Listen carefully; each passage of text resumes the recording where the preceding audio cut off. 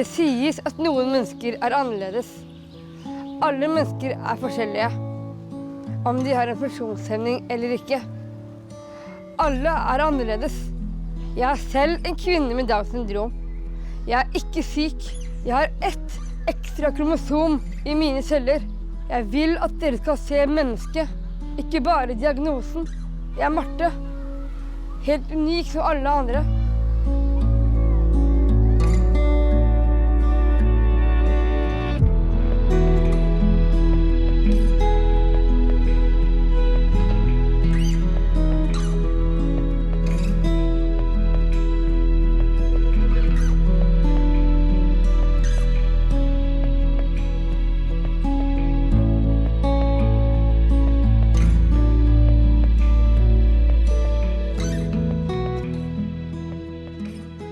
I dag så snakker jo veldig mange om at man har en funksjonsnedsettelse og ikke en funksjonshemming først og fremst. Og at den funksjonsnedsettelsen i seg selv er noe som man kan leve godt med, selvfølgelig, mange. Og noen vil jo ha litt vansker av det i hverdagen. Men det blir en funksjonshemming avhengig av hvordan omgivelsene er. Sånn at man sier at funksjonshemminger oppstår i møte med samfunnet. Så det er ikke noen som er funksjonshemmet i utgangspunktet. Det er noen som funksjonshemmes i sitt samfunn på grunn av sin funksjonsnedsettelse. Hvordan er det da med utviklingshemming? Er utviklingshemming en funksjonshemming, eller er det egentlig en funksjonsnedsettelse da? Det er jo den kognitive delen, altså det som har med evnen til å lære og til å på en måte resonere, som kanskje er det som kjennetegner utviklingshemming, den kognitive funksjonsnedsettelsen. Veldig ofte når vi snakker om psykisk utviklingshemming, så bruker vi begreper som kognisjon og kognitive utfordringer. Og det er veldig fine ord, men betyr egentlig bare at man kan ha vansker med å forstå, vansker med å lære. Kognitive utfordringer kan vise seg som vansker med å planlegge, organisere og strukturere seg selv. Det kan være vansker med å sette sammen deler til helheter, pusle et puslespill, bygge med legoklosser kan være vanskelig. Vansker med å tilegne seg kunnskap, vansker med å forstå språk. Når jeg skal gjøre ting, og så sier de at prøver de å vise meg, så går jeg til det som jeg skal gjøre, så skjønner jeg bare, nå skjønner jeg ikke hva jeg skal gjøre. Jeg skjønte ikke hva dere mente. Kognitive utfordringer er ikke det samme som psykisk utviklingshemming. For det finnes mange som har kognitive utfordringer som ikke har psykisk utviklingshemming. Men det er alltid en del av det å ha psykisk utviklingshemming. En diagnose er egentlig bare en beskrivelse av funksjon. Det er en beskrivelse av et problem, en utfordring eller flere symptomer sett i en helhet. Det finnes egentlig ganske mange grunner til at vi skal sette en diagnose, og til at vi bør sette en riktig diagnose. På den ene siden så utløser det en del hjelp, både i rettssystemet, hvis man havner i situasjoner der man trenger det. Det utløser en del midler, og også mer praktiske hjelpemidler. På den andre siden så vil vi tydeliggjøre vansker ved å sette en diagnose, sånn at hjelpeapparatet og foreldre, pårørende, skole lettere skal kunne sette inn tiltak som skal hjelpe. Det er sånn som systemet er bygd opp i Norge, så det å ha en diagnose, det er jo på en måte å ha en nøkkel inn i systemet, som gjør at ting går lettere gjennom, for eksempel. Når det gjelder diagnosen psykisk utviklingshemming, så bruker vi ofte begrepet mental alder. Og det jeg tenkte å si litt om, fordi det kan ofte misforstås litt, for det er egentlig noe helt annet enn kronologisk alder. Med å beskrive en utviklingshemming med mental alder, så prøver vi bare å beskrive hvor vi tror personens abstrakte forståelsesevne ligger. Og på den måten så kan man kanskje sette ned kravene til hva man kan forvente at personen forstår av kompleks, abstrakt informasjon. Så dermed så vil det jo ha veldig mye å si for hvordan personer med utviklingshemming klarer å på en måte fungere i hverdagen, hvordan omgivelsene både forholder seg til dem, men også hvordan det tilrettelegges. Da. Mange lurer på hvorfor vi setter den. Noen vil kanskje ikke ha en diagnose, og mange forstår kanskje ikke hva det er, men egentlig så er det bare en beskrivelse som skal gjøre at personer rundt den som får diagnosen skal forstå personen bedre og lettere kunne hjelpe.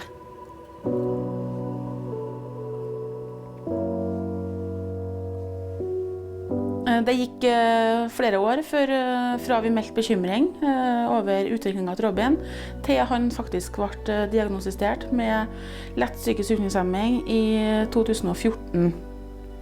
Det har siden 2014 vært en pågående prosess med utredning etter det også, i forhold til både Tourettes og ADHD-utredning. Nå i november 2016 har han konkludert med at han også har ADHD i moderat grad. Men psykisk utviklingshemming er en diagnose som ofte er involvert i andre diagnoser. De mest vanlige er da Downs syndrom, et syndrom som heter fragilt X-syndrom.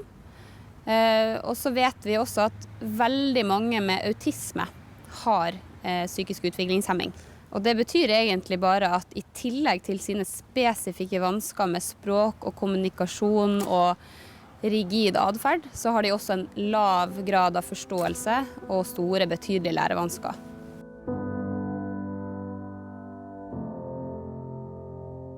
Det finnes flere kriterier som må være oppfylt for at diagnosen psykisk utviklingshemming skal stilles.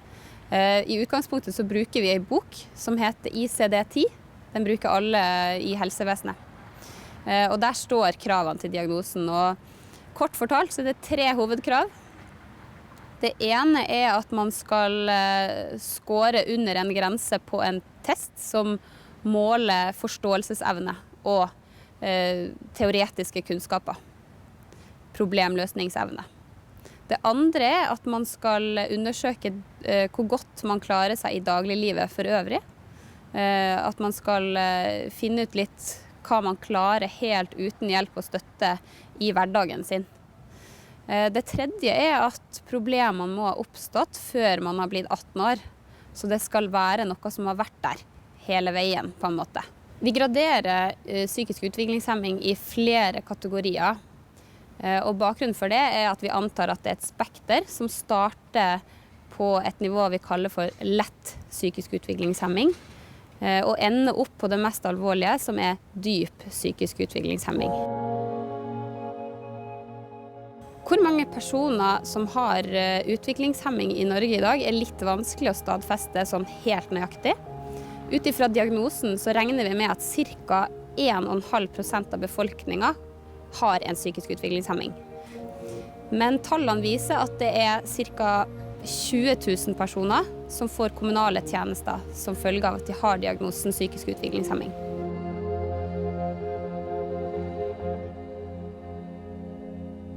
Emosjoner som begrep er jo et som vi fleste forstår, vi liksom skjønner at det har med følelser å gjøre.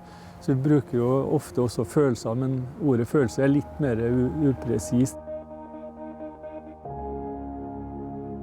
Robin enten så er Robin veldig glad, eller så er han veldig sint. Det er sjelden noe midt imellom. Det skal lite til, bare et lite brudd i rutinene, for han reagerer med frustrasjon i form av sinne, raseri. Men det skal heller ingenting til for gleden. Veldig lett å glede den. Sinne og frykt og glede og sorg og avsky, det er jo de 5 hovedemosjonene vi snakker om. Og de her emosjonene våre, da, særlig liksom når vi har evnen til å gi uttrykk for glede og sorg og kjærlighet og sånn, så tenker vi ofte på det som det menneskelige, altså det menneskelige uttrykket, da. Og de har jo en funksjon, og det foregår jo ikke i hjertet som mange tror, da, men det foregår jo oppe i hjernen her, da. Og det er jo det limbiske systemet som det heter, da.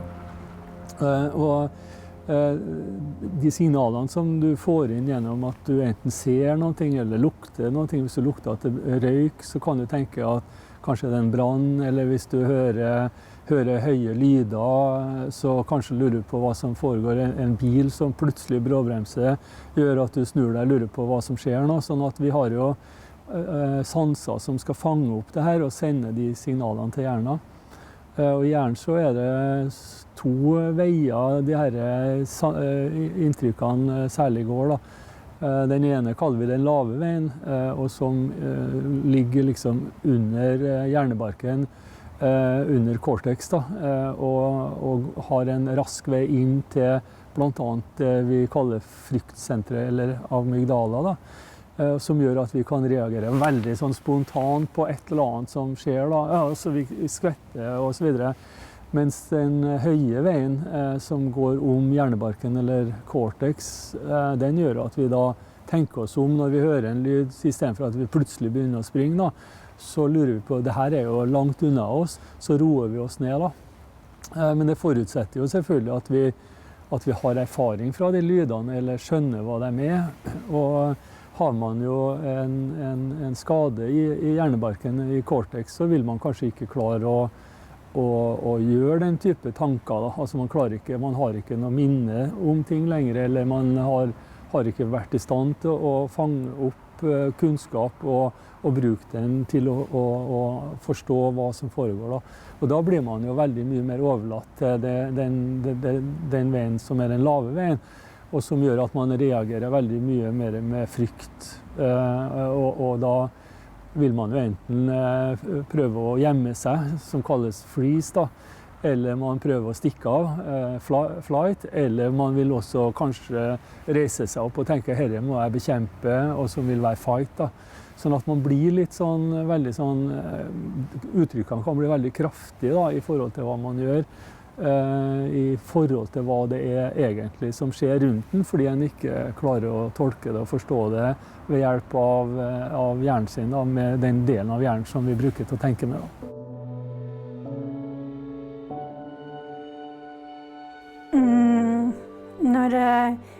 Når jeg er syk, så hjelper mamma meg med å ringe doktoren og kjøre meg på sykehuset hvis jeg orker noe. Og så hjelper hun meg å finne riktig ord. Og så minner hun meg på at jeg skal si au. Personer med utviklingshemming kan godt ha helsevansker uten å vite at det er det de har, og vet heller ikke hvor de skal gå hvis de da kjenner at det er noe som er gærent. Sånn at det er veldig viktig at personer med utviklingshemming har personer rundt seg som kan hjelpe til å fange opp sykdom.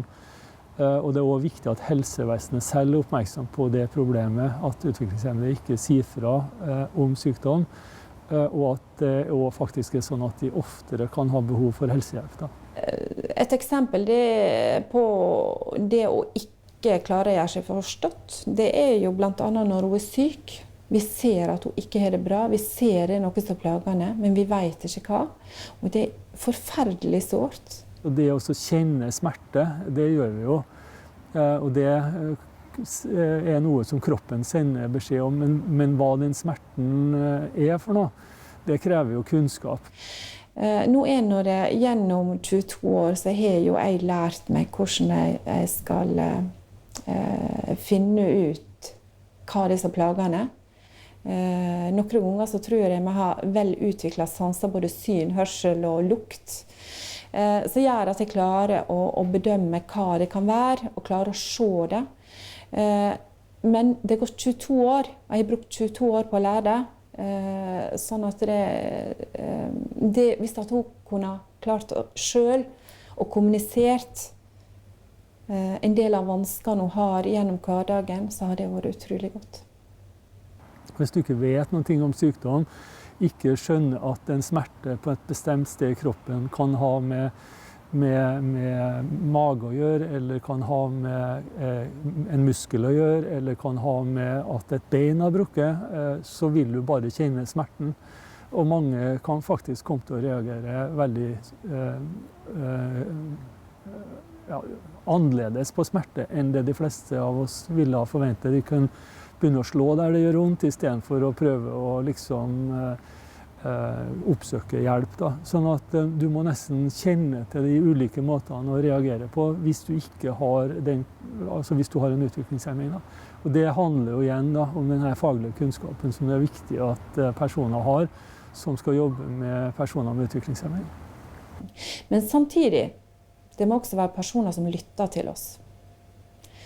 Og sånn er det vel alltid når vi kommer med barna våre, om det er til sykehus eller til lege, vi vil bli lyttet til fordi det er vi som kjenner barnet best. Og der kommer det inn dette med sansene våre.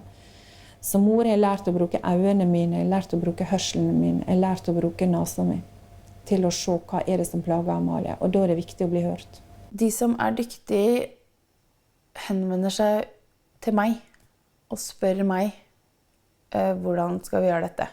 Ikke at de snakker over hodet på Oskar, for de må gjerne hilse på Oskar og sånne ting først, men på en måte altså at de spør meg som mor, hvordan gjør vi dette? Hvordan er det best for han at vi gjør dette? Når det gjelder det med når Amalie er lei seg, så kan vi ved bare å se på henne eller høre henne gråte, så har hun veldig stor nyanse i gråten sin, som gjør at vi klarer å vite, er hun lei seg? Er hun sint? Er hun redd? Er hun usikker? Er hun utrygg? Det klarer vi veldig godt å høre. Men da må du kjenne Amalie veldig, veldig godt. Og her kommer vi inn igjen på disse her 22 årene, så vi har brukt på å lære det her. Og det vi måtte ha brukt flere ganger, gjerne i oppstarten på nye tilbud, altså jeg tenker på skole, tenker på dagtilbudet, nye avlastningsboliger, sånn at vi var veldig tett på i begynnelsen og fått til gode overganger, og det ser vi, det med overganger er veldig, veldig viktig for barn og ungdommer som Amalie. Trygge dem og lære opp de som skal jobbe tettest på dem.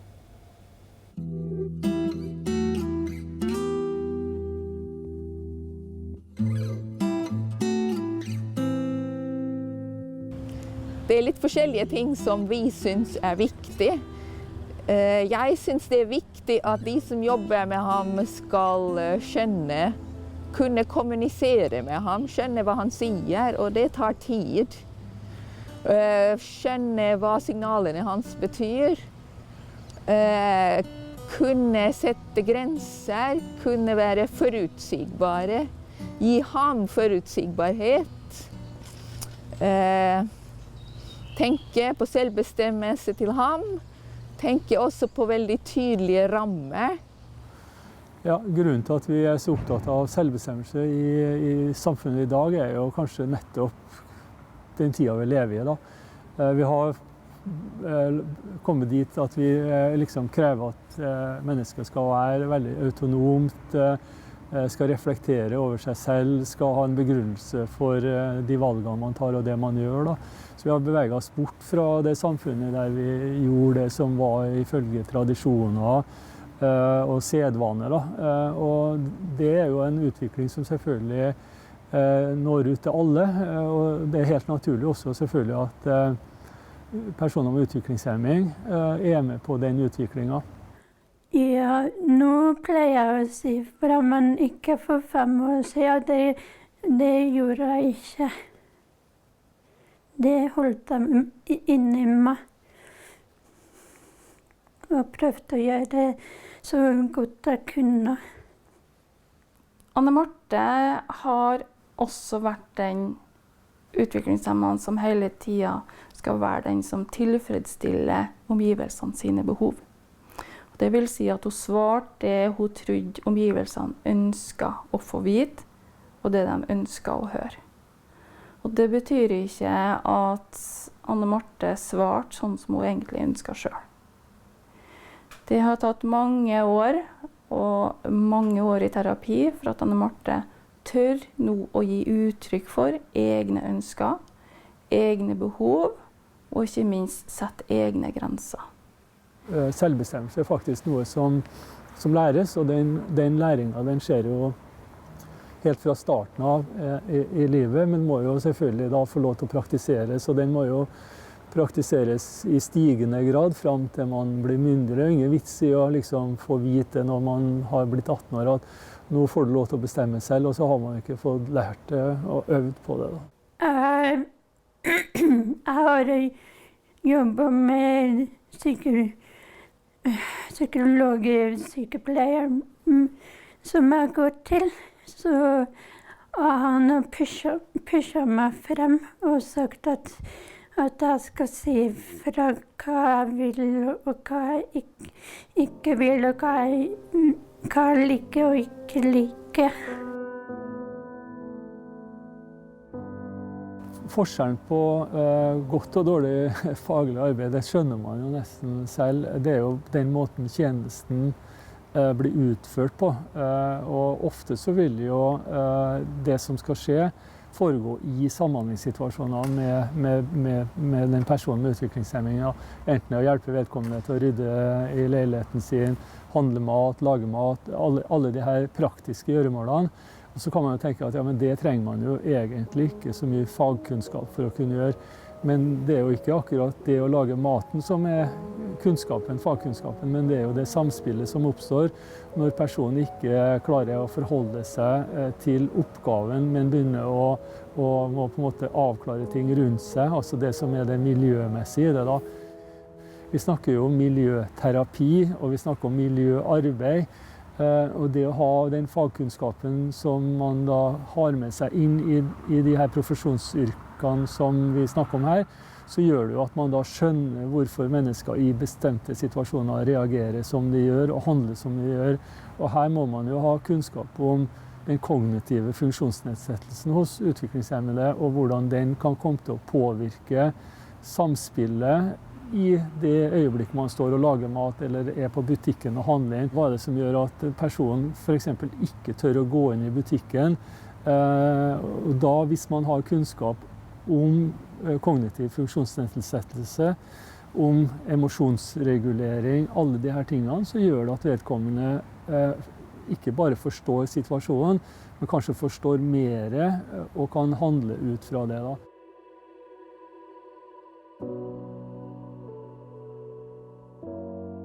Det sies at noen mennesker er annerledes.